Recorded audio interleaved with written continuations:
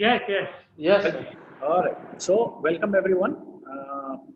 आज का सेशन जो है हम लोग इंग्लिश और हिंदी दोनों मिक्स में लेंगे ताकि you'll be able to understand it better. Correct? So Okay. HERA, what does HERA stands for? HERA stands for Hazard Identification and Risk Assessment. Okay. So what is Hazard Identification and Risk Assessment?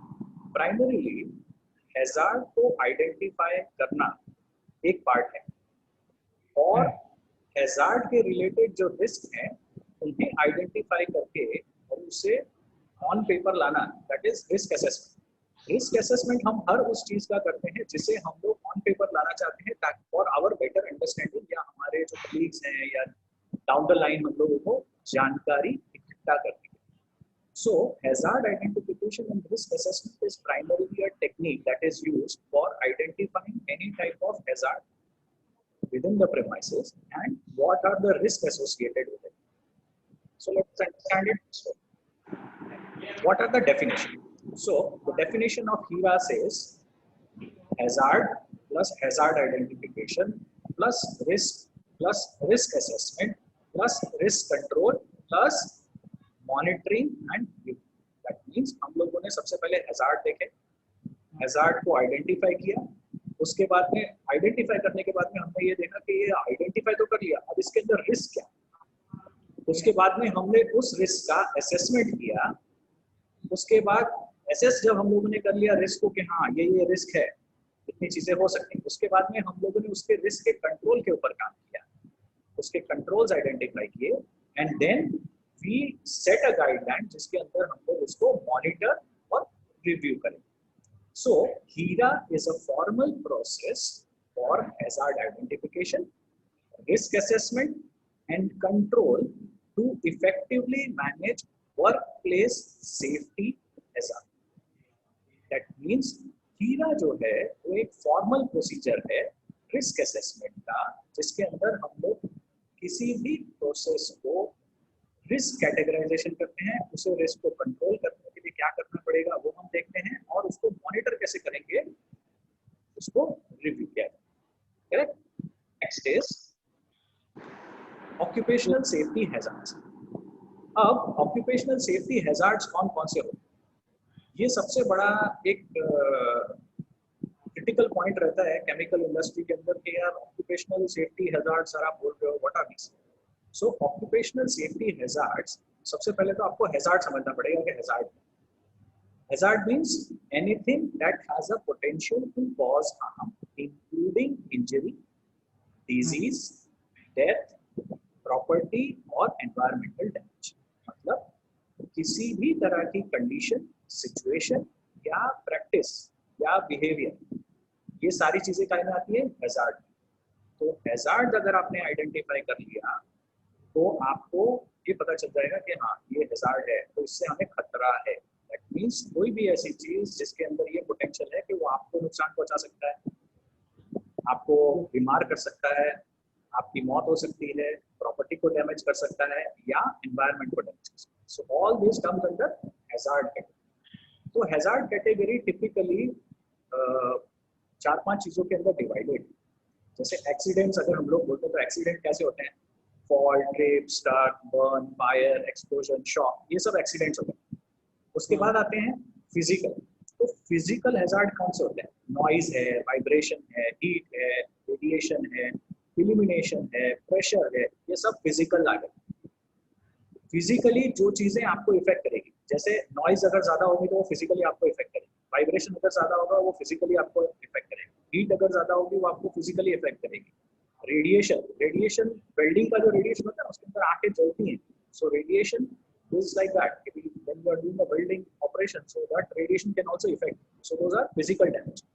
Illumination means अगर ज्यादा bright light है तो वो आपकी आंखों को damage करेगी।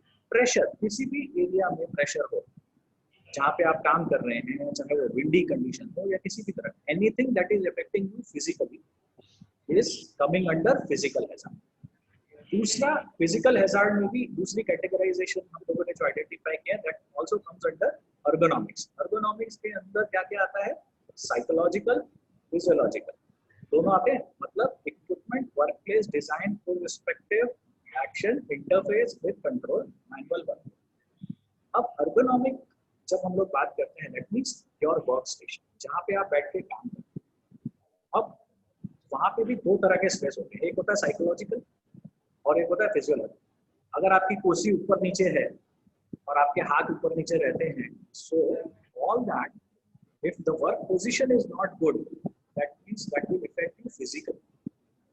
So that comes under ergonomics.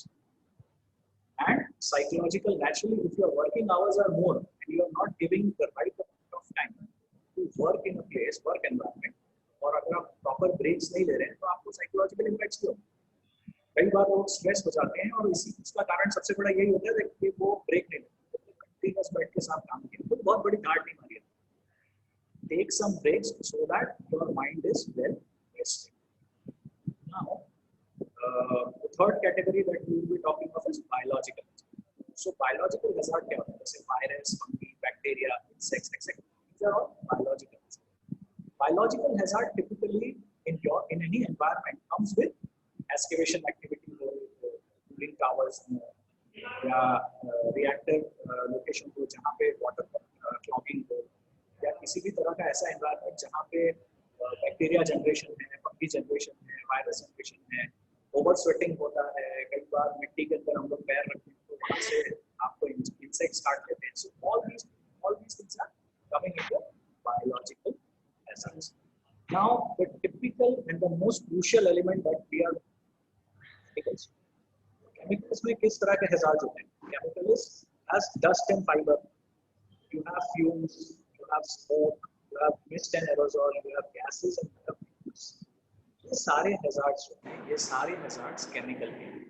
So chemical category जो है, biological के बारे में हम लोग discuss करें chemical category. So chemical category के अंदर all these are the hazards: dust, fumes, smoke, fiber, mist, gases, vapors, anything. So which voice, I believe that voice has to come clearly. Voice is clear? Okay, now it is clear. So you have heard up to biological. Yeah, chemical has to be again repeated. What is to be repeated? Chemical. Okay. So chemical hazard typically consists of dust and fiber, fumes, smoke, mist, aerosol, gases and vapors. In any chemical industry, these are the most prevalent hazards on site. If you are handling powder, there will be dust. If you are having some material which has fibrous properties in it, then you will have fibers. If you have something which has liquid there, so there will be fumes. If you have some liquids and some operations that are involving heat activities, so there will be smoke. Some chemicals are very light in weight. Whenever you are entering or whenever something is being sprayed, so it's called mist. जो हम लोग spray करते हैं, अभी जैसे normally हम लोग sanitisers भी है, एवरीबॉडी इज स्प्रेइंग ना, so it is all mist, and this mist and aerosol can also affect you at a greater level. Gases, everybody is aware what is gases. Vapors, everybody is aware what is vapor. So vapor means anything is getting heated and the vapor is coming out. Correct? So these are typical chemical safety related hazards. Now coming to what comes next. So how to identify these hazards? So identification is a very easy task. This is a process of examining each work area, work task for the purpose of identifying all the hazards which are inherent to the job. That means अगर आप किसी भी तरह का काम अगर कर रहे हैं तो उसके अंदर inherent, मतलब जॉब के साथ में लगे हुए, मतलब आप कोई भी अगर काम करना है उसके अंदर आपको पता चल जाता है यार ये थोड़ा रिस्की है, ये थोड़ा रिस्की नहीं है. So any property, क्या हम लोग hazard identification जब हम लोग करते हैं, so hazard identification के अंदर हम लोग process को examine करते हैं जिसके अंदर there are different tasks that are consisting of its own hazards. This means किसी भी work area को या task को जब हम लोग देखते हैं, हाँ this is the work area, okay, यहाँ पे क्या क्या hazard है, let us see. So यहाँ पे chemical रखा हुआ है, यहाँ पे fumes है, यहाँ पे इस तरह का environment है, यहाँ पे काम करने में ये खतरा. So all those identification, खतरों को identify जब हम लोग करते हैं किसी भी work area के अंदर या किसी भी task based activity, कोई भी काम अगर आप कर रहे हैं और वहाँ पे आपको ऐसा लग रहा है कि ये खतरनाक है, so that is work area and work task. So ये दोनों को जब हम लोग देखते हैं कि हाँ ये काम करने के लिए मुझे को लग रहा है खतरनाक है, so identifying hazards and risks associated with each activity and sub activities, ये आपको समझ में है what is hazard, how we are identifying it, area में और टास्क। सो हम लोग कोई भी काम अगर कर रहे हैं तो हम उस काम को करते समय उस एरिया में और उस टास्क को करते समय जो हम लोग ऐसा लग रहा है थोड़ा डेंजरस है, so that is called hazard identification. Then hazard identification का जो कोर है वो आपको मिलता है आपके पास्ट एक्सपीरियंसेस से। That means you utilize your past experiences, lesson learn after action reports, accident, strength and common sense, basically to help identify hazards. ये आप बेसिक चीजें जो है ना वो यूटिलाइज करते हैं। क्या यूटिलाइज करते हैं? आप अपना एक्सपीरियंस यूटिलाइज करते हैं, कुछ लेसन्स हैं जो आपने पास में सीखे हैं, ट्रेनिंग्स कुछ आपको पास में दी गई होंगी, कुछ एक्शन रिपोर्ट्स होंगी आपके पास, ये पिछली बार ऐसा जब हुआ था तो हमने ये किया था, या कुछ एक्सीडेंट्स हुए हुए हैं उसके रिकॉर्ड्स होते हैं। कुछ लोग अपने कॉमन सेंस से भी काम करते हैं, जैसे होते हैं ना काली, सब लोगों को कालीदास नहीं बनना चाहिए, जिस डाल पे बैठे वही डाल काट रहे। So all those activities should not happen. So these are very common practices. So hazard identification is nothing but आप किसी भी काम को करने के लिए जब एक्टिविटीज को देखते हैं और कोई भी काम करने की जगह को गौर से देखते हैं और ये आइडेंटिफाई करते हैं कि यहाँ पे मुझे क्या क्या खतरे हैं, so that is called hazard identification. Now hazard identification के typical steps, so ये उसका एक typical flow chart मैंने बनाया हुआ है कि ये किस तरह से होता है। उससे पहले हम लोग को ये समझना पड़ेगा कि जब हम हैजार्ड आइडेंटिफिकेशन करते हैं तो हम क्या करते हैं। हैजार्ड को हमने आइडेंटिफाई करते हैं तो हैजार्ड से होने वाले रिस्क को भी हम आइडेंटिफाई करते हैं। तो टिपिकली रिस्क को कैसे डिफाइन किया जाता है? So risk is defined as combination of probability of occurrence of harm and severity of that harm. That means किसी भी तरह के खतरे से हमें किस तरह की हानि पहुंच सकती है और वो हानि कितनी तीव्र हो सकती है, मतलब कितनी जोर से हमें लग सकता है। So that is what is risk. In other words, risk is equal to severity of harm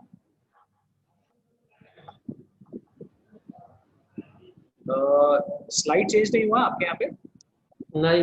hazard identification के बाद में ये स्लाइड आ गया आपका टिपिकल? नहीं। फ्लो चार्ट वाला? नहीं सर। आपका सिस्टम हैंग हो गया क्या? एक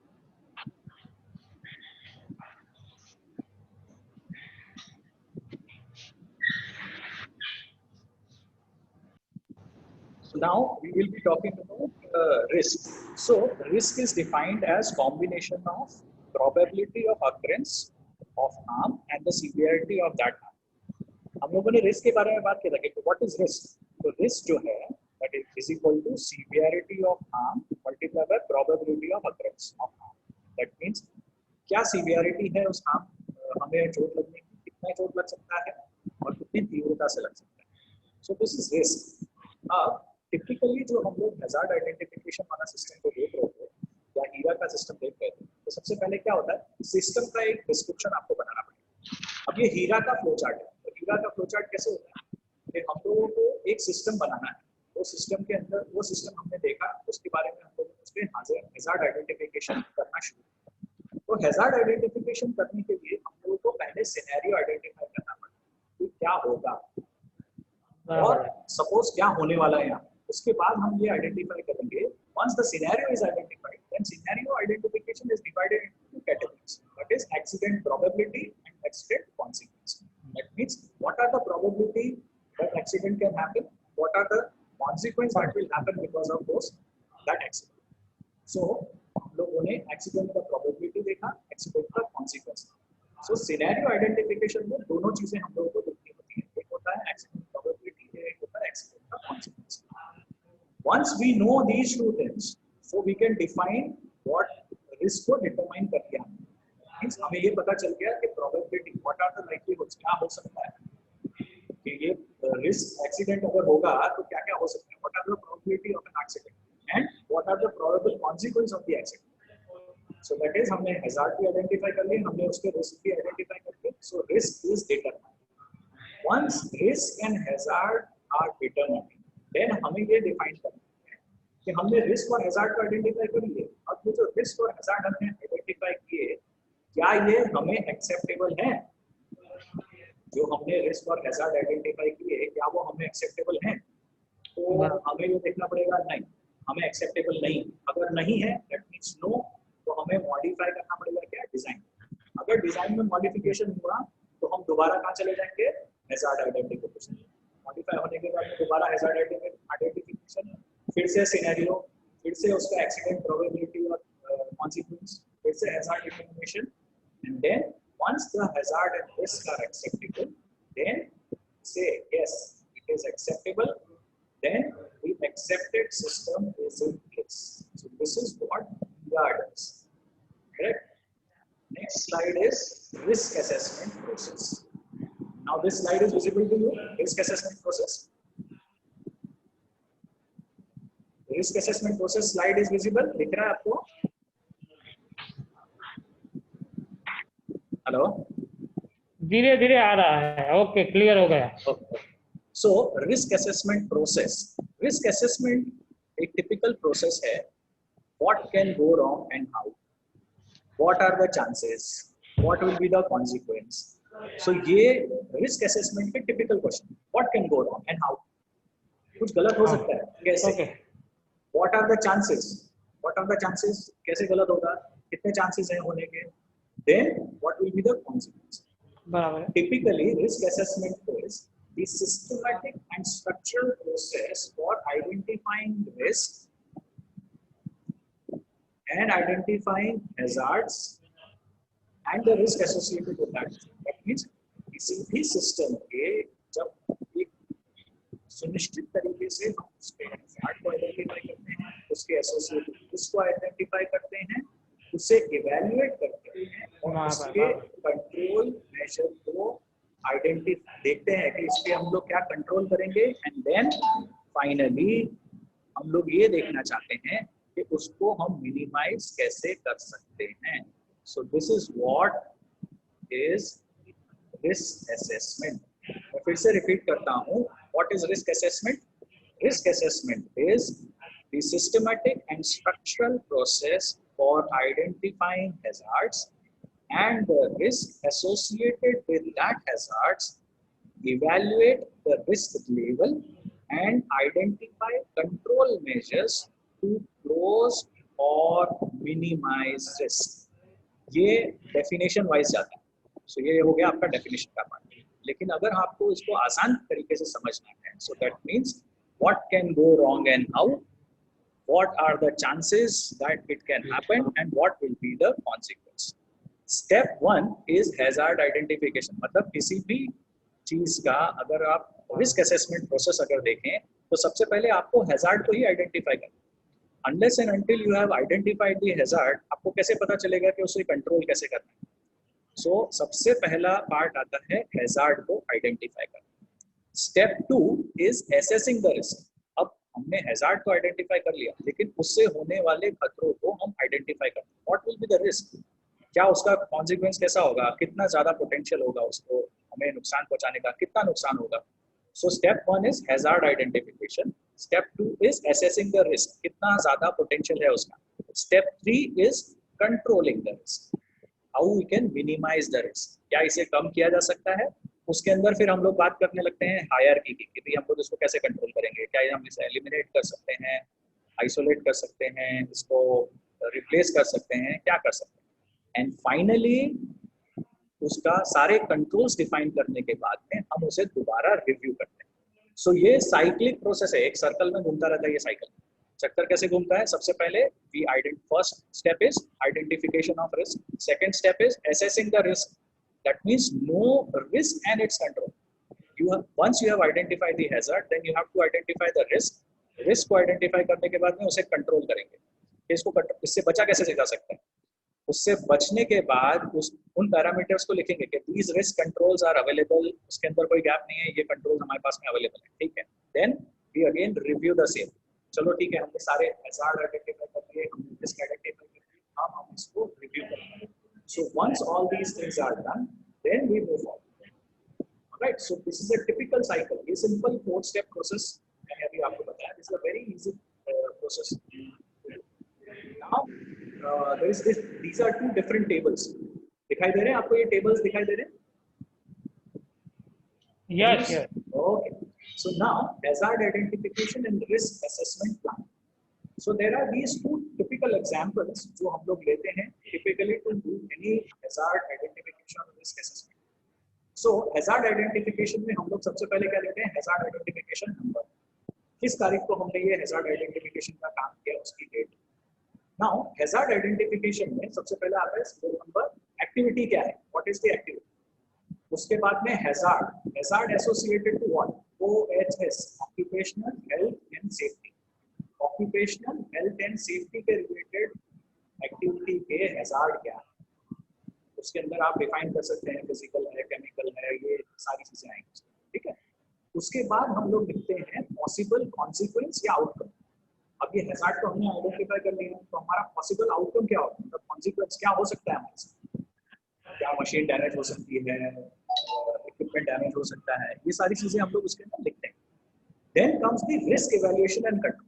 अब हम लोगों ने पहला पार्ट क्या है? Hazard identification. Once the hazard is identified, तो हैजार्ड आइडेंटिफिकेशन का पार्ट के अंदर तीन चीजें आ गई. एक्टिविटी हमने तो बोली कि कौन सी एक्टिविटी हम करने वाले हैं, उसके अंदर हैजार्ड क्या है और उसके पॉसिबल कॉन्सिक्वेंस क्या हो सकते हैं, इस हैजार्ड से हमको क्या नुकसान पहुंच सकता है, what is the potential that hazard can cause us. Then comes the second part, that is risk evaluation and control.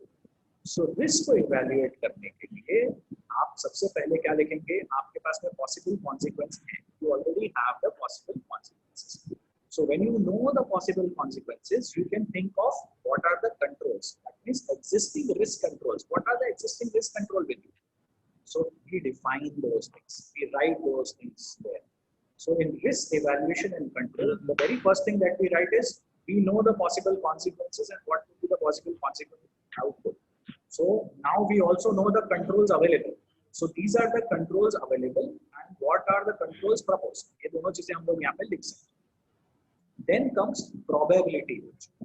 Probability means whatever hazard we have identified, whatever possible consequence that we have identified, whatever risk control we have identified.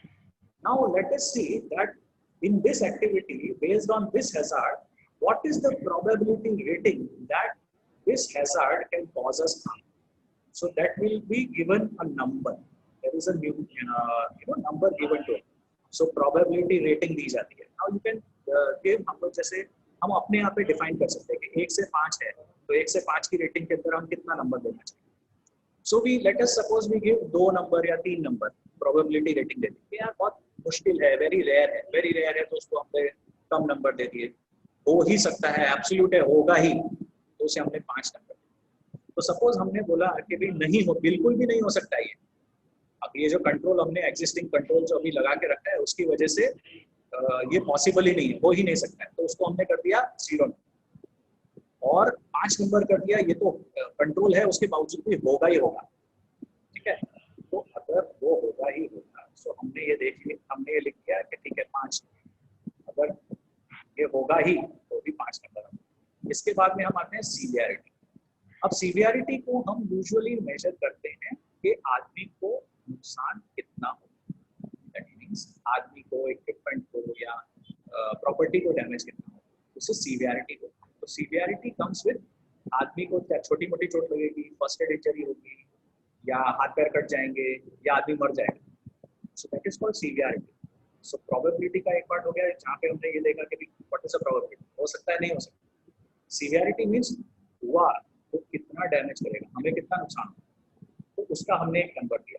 Now based on these 2 numbers there is a risk level that is defined. तो risk level के कैसे define किया जाता है?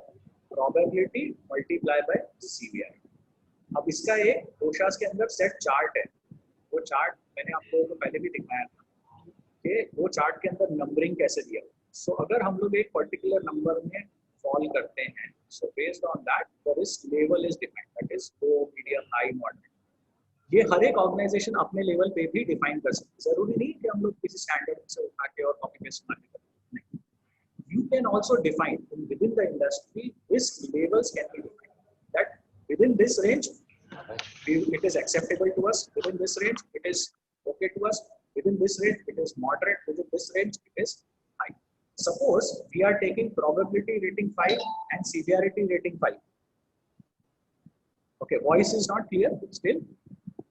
Now it is clear. Can you see this? Yes. Yes, yes.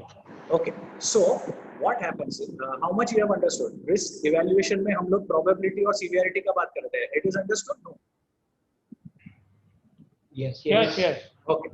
So risk rating and severity. So risk rating, suppose we have given 0 to 5 and severity we have given 0 to 5. So how much will be the multiple? So multiple will be 5 into 5 is maximum 25.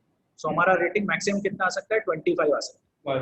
तो हम लोग हमारा risk assessment level जो है वो 25 के हिसाब से डिफाइन करेंगे कि भैया अगर इतने से इतनी वैल्यू आती है, 25 अगर वैल्यू आई तो हाई है, 20 वैल्यू है तो 20 से लेके 15 तक है तो मॉडरेट है, 15 से लेके 10 है तो हम उसे मीडियम कंसीडर करेंगे, 10 से कम 10 से 5 की रेंज में है तो हम उसे मॉडरेट कंसीडर मतलब लो कंसीडर करेंगे, और 0 से 5 के बीच में तो हम उसको नेग्लिजिबल या लो ही कंसीडर करेंगे. So it is not necessary that we follow the OSHA standard या risk rating. We can also define. हम लोग risk rating खुद define कर सकते हैं. So this is the benefit of defining it in numbers. So additional control है. अब हम ये risk rating का part समझ में आएंगे. 0 to 5 अगर हमने rating दिया है तो उसका maximum number कितना होगा, उसके हिसाब से हम chart बना सकते हैं. Correct? Okay. Now coming to additional control measures. अब now suppose हमारे पास में high risk आया. अब हाई रिस्क आया तो हमने उसके लिए एडिशनल, अब हमें रिस्क तो कम करना है, so there will be additional control which will be required. So we write additional control measures that, जैसे हम लोग कई बार केमिकल हैंडलिंग में देखते हैं कि यार हम बंदे को है ना अगर ये केमिकल हैंडल करना है so he need to wear canister mask because it is very prominent. अगर ये कैनिस्टर मास्क के बिना अगर काम करेगा ना तो मर जाएगा, या it is very high. Correct. So canister mask के बिना मतलब फिर कंडीशंस आती हैं. लास्ट कंडीशंस क्या होती है कि भाई हमारे पास में और कोई ऑप्शन बचा नहीं है, सो पीपी एक लास्ट अल्टरनेट बचता है हमारे पास कि ठीक है चलो कैनिस्टर मास्क इसको पहनाओ, it is a must. Now once these activities are defined, उसके बाद हम लोग ये बोलते हैं कि अब ये लीगल रिक्वायरमेंट है या नहीं है. This is also defined. So in risk evaluation and control we also write that this is a legal requirement. जैसे एरिया मॉनिटरिंग फॉर्म 37 में आपके आते हैं, या पर्सनल मॉनिटरिंग, so वो लीगल रिक्वायरमेंट, तो हम लोग उसको बोलते हैं yes this is a legal requirement. No तो no. Correct. Now the next column that is there that is residual risk. मतलब किसी प्रोसेस में एक्टिविटी के अंदर रेसिडुअल इनबाउंड मतलब रिस्की है ही, सो इट इज नोन. सो ऐसी एक्टिविटीज जिसके अंदर रेसिडुअल रिस्क है उसे हमें आइडेंटिफाई करना बहुत जरूरी है, so that we understand that doing this activity is very risky and this activity is to be monitored constantly. So legal requirement के अंदर residual risk हमें समझना है, and then action by who will be responsible for taking it. So this is one typical example of HERA assessment. The second example that I have given, जो second category मैंने दिया है वो दिया है serial number activity, hazard identification, sudden release of energy, hazardous material, source of solution, having potential to cause injury or illness. ये हम लोगों ने hazard पे लिख दिया. उसके बाद में लिखा who may get affected or exposed due to hazard. उसके बाद में हमने लिखा equipment damage. फिर हमने ये दूसरा तरीका है, इसके अंदर हमने condition और adequacy measures देखा. तो ये इस तरीके के अंदर हम क्या करेंगे, PD और PD. तो PD मतलब equipment damage और property damage. तो क्या हमारा जो हैजार्ड है वो सिर्फ इक्विपमेंट डैमेज और प्रॉपर्टी डैमेज करेगा? यस करेगा. उसके बाद हमने देखा उसको भी हम लोग नंबर दे सकते हैं. उसके बाद हम लोग सेकंड नंबर में क्या आते हैं, IJ, LT एंड D, मतलब इंसिडेंट होगा, इंजरी होगी, लॉस्ट टाइम इंजरी होगा या डेथ होगा. इसके हिसाब से हमने कंडीशन को डिफाइन किया. मतलब पहले हमने हैजार्ड को आइडेंटिफाई किया, रिस्क आइडेंटिफिकेशन के पार्ट के अंदर हमने देखा ये जो हैजार्ड है इससे ज्यादा से ज्यादा क्या होगा, इक्विपमेंट डैमेज होगा या पोटेंशियल प्रॉपर्टी डैमेज होगी. लेकिन उसके साथ साथ में इंसिडेंट होगा, इंजरी होगी, लॉस टाइम होगा या डेंजर है, खतरा है, मौत भी हो सकती है. सो वो कंडीशन डिफाइन करें. उसके बाद हम लोग लिखते हैं एडिक्वेसी मेजर. अब एडिक्वेसी मेजर में हमने दो पार्ट डिवाइड किए. एग्जिस्टिंग हमारे पास में कंट्रोल हैं या कुछ हमें ऐसा लगता है कि हमें कुछ एडिशनल कंट्रोल्स की requirement. So this is also another way of doing hazard identification. उसके बाद हम लोग लिखेंगे nature of risk and consequence. Then we will write nature of risk and consequence. So in the second example, it is again much elaborated.